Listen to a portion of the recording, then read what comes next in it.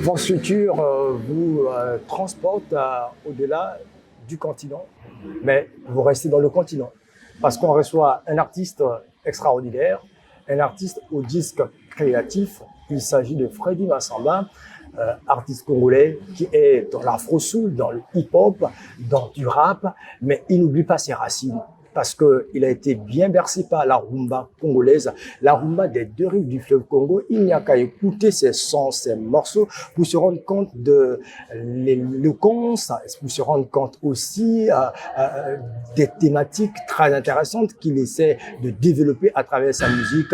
Freddy Massamba, il signe en 2012 Ethnophonie, un album extraordinaire qui nous replonge dans l'africanité, qui nous replonge aussi dans la culture congolaise, dans toute sa diversité. Et finalement, cet album, en 2012, confère à Freddy Massamba une place importante dans la musique, dans la sous-région Afrique centrale. Il est meilleur artiste grâce à cet album. Et nous le recevons. Freddy Massamba, bienvenue sur ce plateau de Vox Futur. Bonjour Frangin. C'est un plaisir, on peut vous serrer la main. Bien sûr, avec plaisir. Ethnophonie, c'est vous. Oui, c'est moi. Et 2012, vous êtes lauréat au Cora Award, justement meilleur artiste d'Afrique centrale grâce à cet album, on va dire aux thématiques très poignantes. Oui, je crois que nominé, c'est mieux. Parce que j'étais nominé. Okay. Et puis, déjà être nominé dans cette catégorie-là m'a donné de la force, l'envie, la niaque de travailler, de croire en moi, d'être de plus en plus discipliné et de comprendre que le métier d'artiste est un métier, comme tout autre métier, et de se rendre compte aussi que c'est un métier noble, digne, respectable. Ethnophonie est un album qui m'a permis, moi, d'être moi.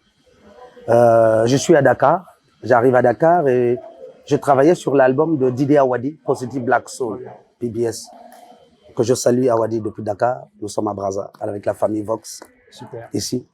Et on est au studio Sankara et on discute, on part, on papote, on travaille sur le projet Président d'Afrique. On a tourné, nous sommes venus ici, à Brazzaville, je crois qu'on a joué ici avec le projet. Et autour de ça, je rencontre un Suisse qui s'appelle Fred Hirschi, qui est un beatmaker mais extraordinaire, et qui est dans la soul music, du jazz et du hip-hop. Il est venu travailler avec Didier pour essayer de faire comprendre aux gens que, à part les machines dans les studios, on peut faire jouer ces musiques-là en live, on peut les reproduire en live. Et donc, il est venu travailler avec Awadi, et c'était une expérience phénoménale. Finalement, le mec, il me fait écouter des instruments qu'il fait. Je découvre que le mec, il a la même dimension de pensée, une forme de folie, de cette mindset assez fou, comme ça. Je dis, attends, comment tu fais de partir sur des trucs traditionnels, les mettre des balafons, des likembe, les sanza, tout ce qui est traditionnel, les petits ngoma, les flûtes. Et comment tu fais? Finalement, je suis tombé amoureux de son travail et j'ai fait des non, j'ai même pas kické, j'ai juste fait, comment on appelle ça? Des yaourts, ça s'appelle. On te met un casque, on te met un micro open mic et voilà, c'est à toi de te lancer. Donc, j'ai fait des yaourts sans des textes vrais, ainsi de suite. Je suis rentré, il m'a envoyé les morceaux à l'époque du CD, je suis devenu fou. Je me suis dit, ça, c'est moi. Comment je peux poser sur des rôdes? Donc, vous vous découvrez réellement. Je me découvre. Je le savais que j'avais un lien très fort avec la tradition et la world music et la soul. Je le savais. Je viens quand même d'ici. Moi, je suis un enfant des années 71, donc 70. Donc, je sais qu'en 84, j'ai regardé, j'avais 13 ans, j'ai regardé le film Break Street 84. Un des meilleurs, le premier film de hip-hop tel que, enfin, danse, Boogaloo, Strombo, Smurf, Freeze. J'ai dansé, j'étais danseur. Et c'est cette danse-là qui m'a mené dans les tambours de Brazza. Okay. Et le tambour de Brazza m'a permis d'aller le voir. Ça permis d'ailleurs d'aller le tremplin, oui. En 1990, où finalement vous allez commencer une carrière très riche d'ailleurs, puisqu'on parlait de ethnophonie. On se rend compte que c'est non seulement un album, mais c'est toute une vie là-dedans que vous racontez. Oui. Parce que vous parlez de ce jeune homme qui quitte Pointe-Noire. Sur un Toto. Oui, vraiment dans Toto. Et quand vous parlez de ce jeune homme qui quitte Pointe-Noire, mais un arrondissement qui se trouve dans la périphérie, carrément, Tchétché exactement. Et Brazzaville. Et très, après, très bien. Vous vous envolez en 1991 pour l'Europe. Très fort, très fort. Dites-nous un peu tous ces moments. Est-ce que pour vous, le rêve, c'était là-bas un peu? Le rêve, faire vivre cette musique qui vous passionnait tant? Oui, ethnophonie, c'est ça. Ethnophonie, c'est la tradition, tout simplement, qui rencontre la modernité. Les deux se mettent ensemble, sans complexe. Ils se retrouvent, boivent un verre ensemble, partagent un petit gâteau sympa, dans une petite forêt autour, avec du bois, les flûtes pygmées, avec du bois, le balafon, et ainsi de suite. Autour de là, il fallait maintenant, on a la musique, mais on n'a pas de texte. Il faut s'inspirer. Je pars à Bruxelles, j'arrive à Bruxelles, je travaillais à ce moment-là avec Zap Mama, un des plus grands groupes femmes a cappella, les premiers en tout cas, qui ont fait le tour du monde. Donc j'arrive à Bruxelles, Marie Doll de Zap Mama, que je salue. Marie, salut, on est sur Vox. Voilà, elle est à Bruxelles. Et elle me dit, Freddy, j'ai envie d'avoir un percussionniste chanteur. Donc j'intègre la formation. On a une tournée, Afrique centrale, Afrique de l'Est et l'Australie. On part en Australie, je fais Sydney, Adelaide et Nouvelle-Zélande. C'est là où je me rends compte que je quitte Brazzaville. J'arrive sur Paris. Je ne crois pas que je suis sur Paris. Jusque-là, je ne crois pas. J'arrive à Paris, Amsterdam. Pour aller à Sydney, il fallait passer par... je crois que c'est... En tout cas, il fallait faire 10 heures de vol. Singapour. On arrive à Singapour, il faut changer à Singapour 10 heures pour Sydney. J'arrive à Sydney, je ne crois pas que c'est moi, parce que là je vois que wow, il y a plus de Toubab, bon, les petits Mindélé qui traînent un peu, tout ça. Moi, le petit gars de Mtchétché, bon, à Brazzaville, c'est le Bakongo, Poto Mungali. Bon, tu te retrouves là, bon, je me dis, bon, qu'est-ce qui va se passer ici? Bon, c'est pas grave, Et puis finalement, je rencontre les aborigènes, je vais en Nouvelle-Zélande, et là, je commence à pleurer. Je me dis, waouh, c'est possible, que le rêve est possible. Qu'avec le travail qu'on fait, lorsqu'on a la conviction et qu'on est serein et qu'on est discipliné, on peut arriver à réaliser ce qui n'est même pas pensable, ni imaginable. Mais je suis arrivé et j'ai regardé les gens. J'ai commencé à chanter sur cette mélodie. Mesomani mamweni mina mika ketilombo mona mokomani mashimbiri bina ketilombo shimba benitwani mweni mina ketilombo mona uwa bungu ntoto wanenewe makanda mabantu mamingime bisambo bya bantu myabingibye makanda manza icho mamingime. Et là, vous racontez l'histoire de ce... Là, je raconte que mes mains ont touché là où j'imaginais jamais toucher. Mes yeux ont vu des terres, des peuples. Il y a des moments où je dis même, moi qui croyais qu'il n'y a que nous, les peuples bantous, les noirs, et tout ça. Non. Et moi qui croyais que j'étais le seul pauvre. Mais quand tu arrives à Paris et que tu sors du métro, où tu es à côté de cité universitaire, et que tu tombes sur un gars, un blanc, Mundélé, qui te dit « Je peux avoir €1, s'il vous plaît ?»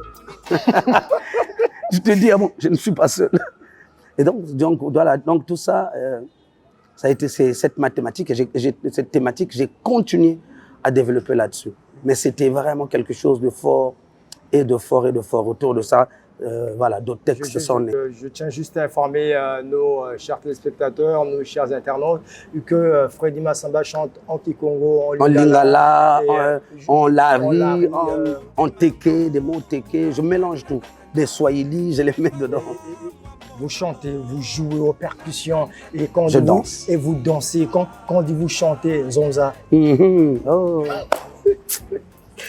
Et Zonza, vous parlez. Je parle. Vous racontez comme un Zonzi. Oui, voilà. Le griot moderne, des temps modernes. C'est dès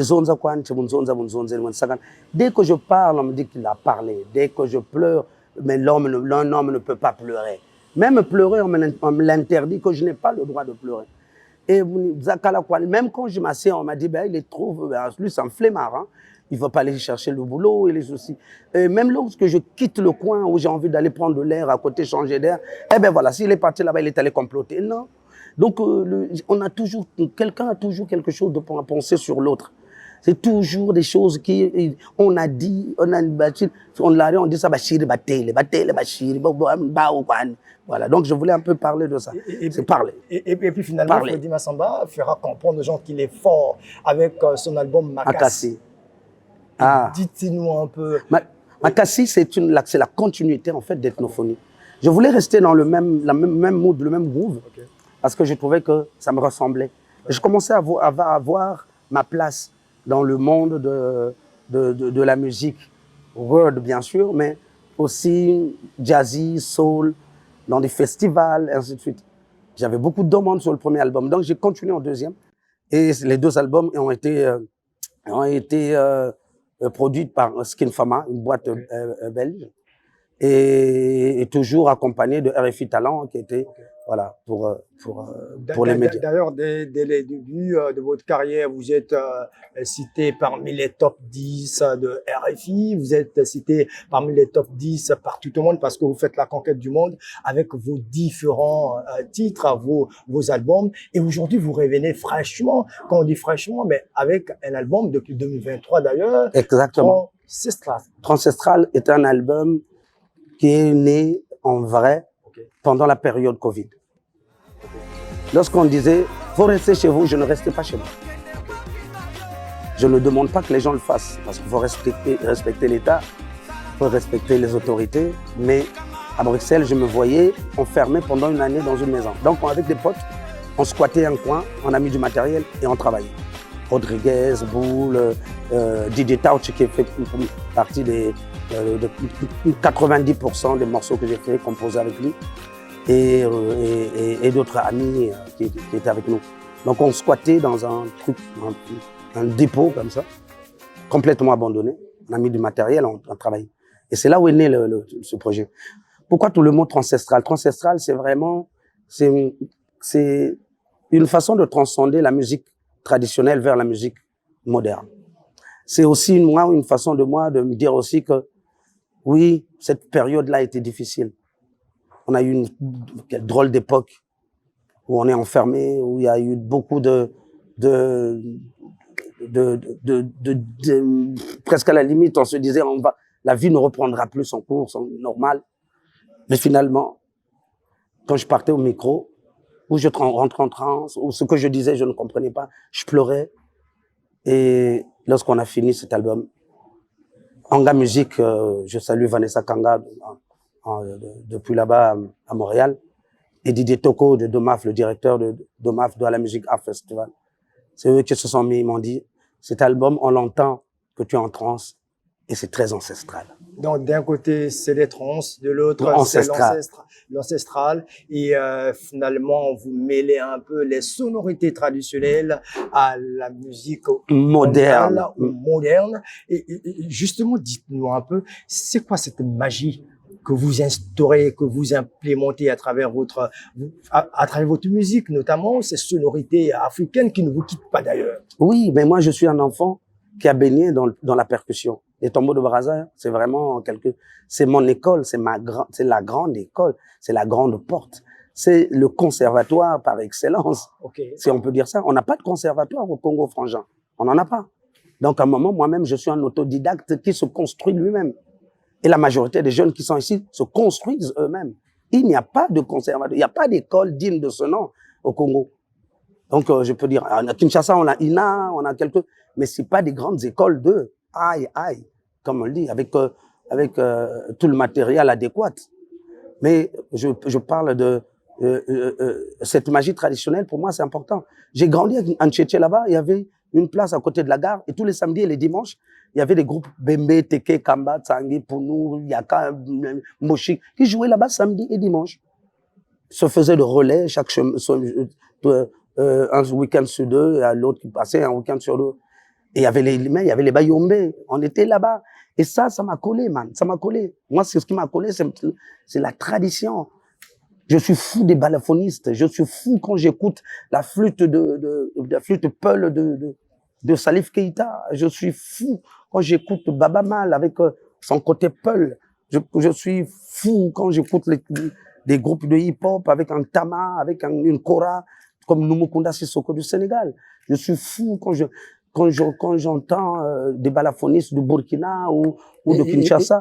Et tout ça, j'aime. C'est des patrimoines. Ah, heureusement que ce monde-là existe. C'est ce patrimoine-là qu'il faut conserver. Pour les Américains, par exemple, ça a été facile. Nos ancêtres, ils ont fait des samples. Okay. Ils ont samplé tout.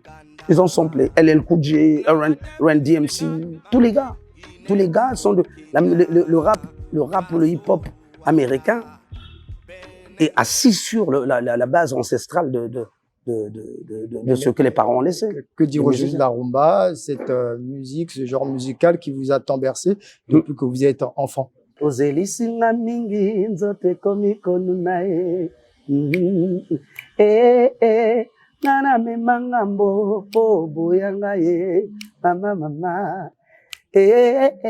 Nalingi na sakana tengeo sakanaka ngabwaka nzoto D'ailleurs vous faites aussi un clin d'œil à Théo Blaise Concours. Oui, sur Ayomana Djamala. Respect, grand respect. Ce mec a dessiné le pays. Le mec, tu écoutes ce morceau, tu mets play, tu fais pause, tu notes le pays, le village. Une fois, tu as tous les villages du Nord. Par excellence. Il est trop fort. Il est trop fort. Vos cordes, effectivement, autant d'artistes, oui, des grands noms Pamelo de la rumba, Pamelo Mouka, et nous avons les bantous de la capitale, avec le vieux Cosmos, respect. Voilà. Et finalement, à l'Institut français du Congo, vos cordes vocales ont vibré et la salle était électrisée. Alors, on va suivre un tout petit peu, on reviendra avec vous sur ce plateau pour parler des jeunes gens qui vous adulent, les jeunes gens qui trouvent en vous un modèle de réussite, et on parlera justement de ce que vous faites aux côtés des jeunes. Merci de suivre cet extrait de spectacle de Freddy Massamba à l'Institut français du Congo de Brazzaville.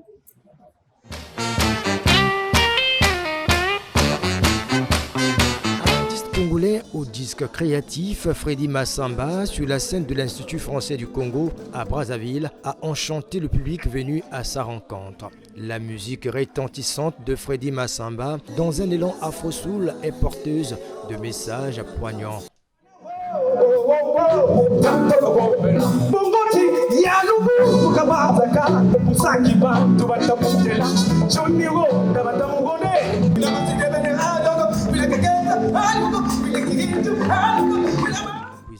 L'artiste congolais aux cordes vocales vibrantes revisite ici son répertoire partant de ses albums Ethnophonie à Transcestrale. Le moment est unique car celui que les mélomanes de la musique appellent par le joker de la scène a réussi à transmettre l'émotion lors de cette soirée.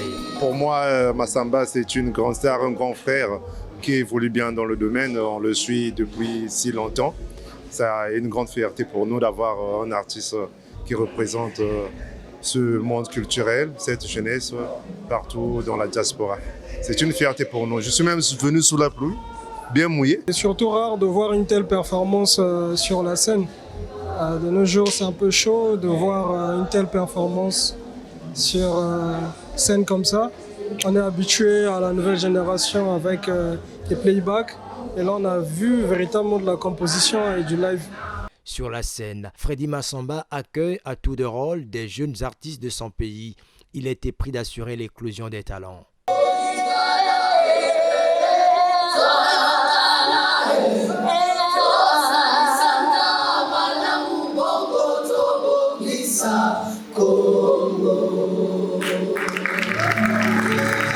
Cet auteur, compositeur et interprète revisite également les répertoires des grands noms de la musique des deux rives du fleuve Congo. De retour sur ce plateau, nous le disions dès l'entame de cette émission, on reçoit ici Freddy Massamba, un artiste congolais qui n'est plus à présenter. Il fait la conquête de l'Afrique, d'ailleurs il a presque fini la conquête de l'Afrique, conquête du monde, oui, avec sa musique, la musique qui nous plonge dans les sonorités traditionnelles, mais ici, à la rencontre de la world music. Freddy Massamba nous dit quelque chose sur lui, mais c'était à l'occasion de sa prestation inédite ici à l'Institut français du Congo, avant bien entendu qu'on suive ces jeunes qui parlent de lui. Alors, c'est qui cet artiste? Vous allez découvrir, vous appuyez juste sur le OK, vous voyez, un grand artiste qu'on a reçu qui parle de vous.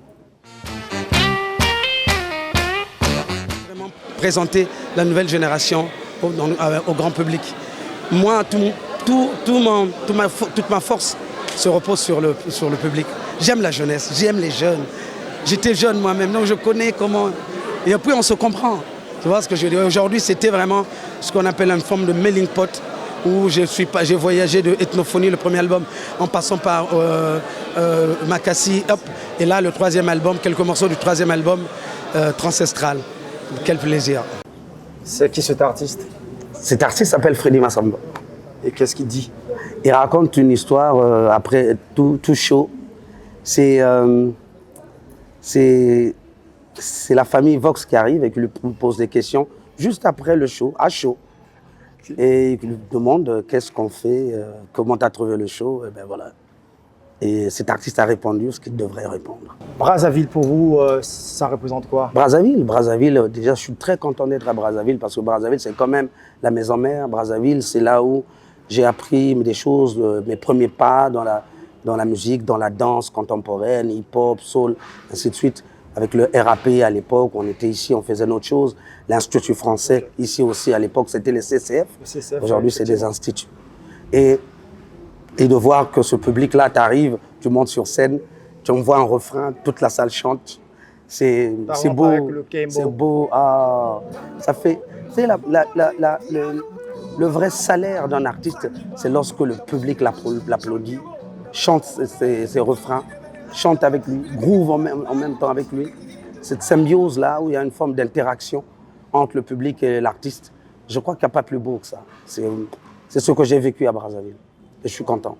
Et aujourd'hui, vous réussissez à créer un pont entre vous et la jeunesse, les jeunes artistes, parce qu'on se rend compte que l'industrie musicale au Congo peine à se constituer. Et vous mettez en avant cette jeunesse justement pour qu'elle trouve vraiment des voies, des issues, des sorties. Alors, on a quelques jeunes qui parlent de vous, mais pas nombreux, hein, pas beaucoup de jeunes, mais quelques jeunes qu'on a pu prendre qui parlent de vous. Et c'est l'une des personnes avec lesquelles je rêvais d'être vraiment sur scène un jour. Okay. Et je rêve toujours de notre featuring d'ailleurs. Mais pour moi, c'est juste inexplicable, trop plein d'émotions. Et surtout, je suis tellement reconnaissante d'avoir eu la chance de vivre ce moment. Je suis hyper émue. C'est cool d'interpréter Freddy Massamba. Je le fais d'habitude, mais à côté de lui, c'est une première fois. C'était super. Il représente toute la culture congolaise. Comment vous avez fait pour les avoir sur votre plateau dernièrement, sur scène? Comment? Alors, moi, j'ai toujours dit que mon corps vit en Europe, mais mon âme vit au Congo. Et ça ne change pas. Je suis resté très fidèle à mes racines, à mon pays. Je suis tout.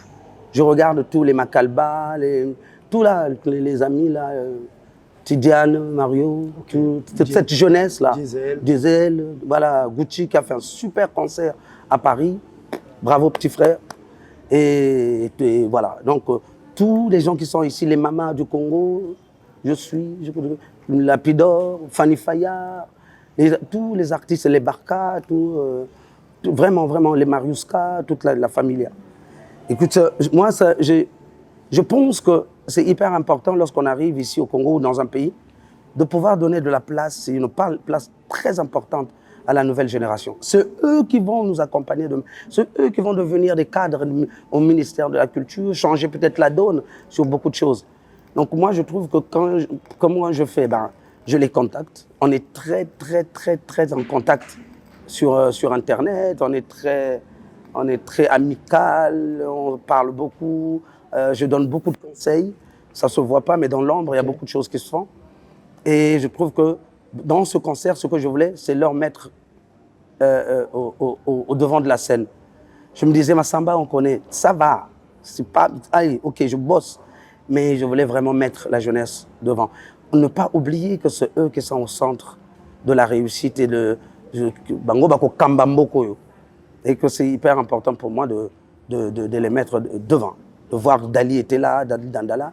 Et en plus, j'ai posé des questions. Est-ce que vous voulez faire un morceau ou vous trouvez un morceau du répertoire à moi? Ils m'ont tous dit, on veut chanter sur tes morceaux à toi. Ah, c'est énorme. C'était une très belle symbiose intergénérationnelle. Mais grave. Ce podium. C'est vraiment ça.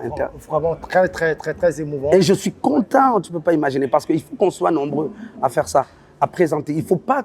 Moi, j'ai l'impression qu'il y a des artistes qui ont peur d'aller présenter les autres artistes. Okay. Surtout les chanteurs, ils se disent, est-ce que ce n'est pas un défi, on n'écrase personne. Au contraire, des featuring, se mélanger avec d'autres, ça donne une forme de symbiose et de magie que tu ne peux trouver ailleurs. Mais j'ai l'impression que les gens ont peur de dire, ce que Nazu Yenter, quand il va venir, peut-être qu'il va chanter plus que moi. Mais quelle connerie. Ouais. C'est de la connerie. C'est juste, il faut juste que les gens savent que le gars avec qui tu es, avec qui tu kicks, avec un sang, mais si tu l'as invité, c'est qu'il est important d'être là au moment où il est là. Et quand on revient sur votre carrière, vous nous dites le Belanga. Le Belanga, ouais. Un morceau, c'est celui-là qui m'a amené au Cora Award. Le Belanga nominé au Cora. Le Belanga, un morceau d'amour. Qu'on vous dise quoi? Qu'on vous dise quoi? Le Belanga Nini. Ah, le Belanga, ce qui va s'en appeler ça qui était les lonas pesa. Le Belanga pesa ce qui les puta na somba qui était les lonas somba. Les puta, là les gens, okay. Ils entendent les puta, c'est juste le pan du 8 mars. Ah non, du tout. Ah, du tout. Liputa, c'est le symbole, ça symbolise l'amour, le mariage, la force de la femme.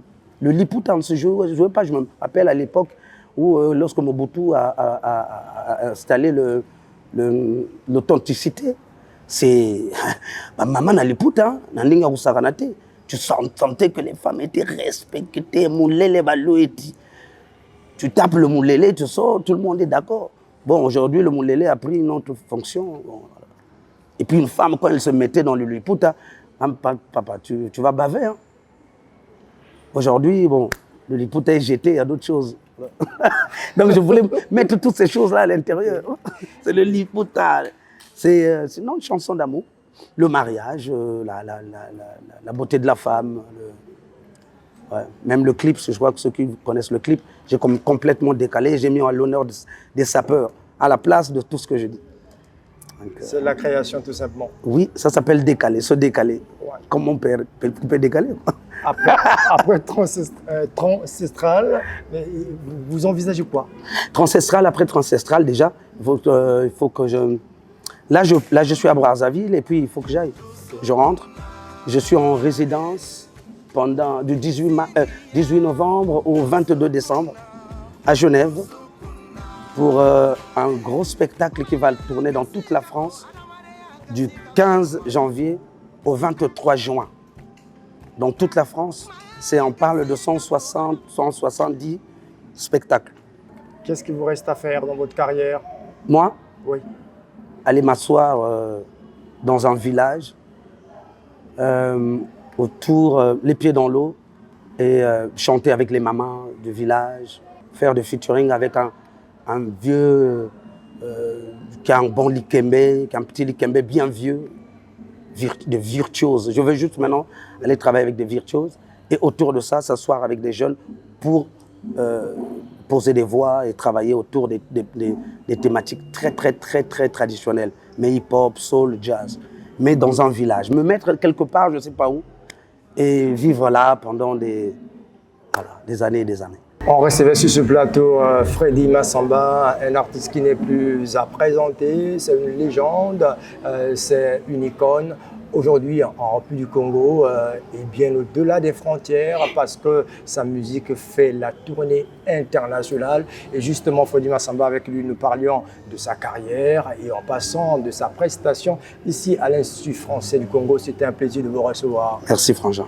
Merci, c'est la fin. Bonne suite de programme sur Vox Congo, Congo vu de l'intérieur. Merci.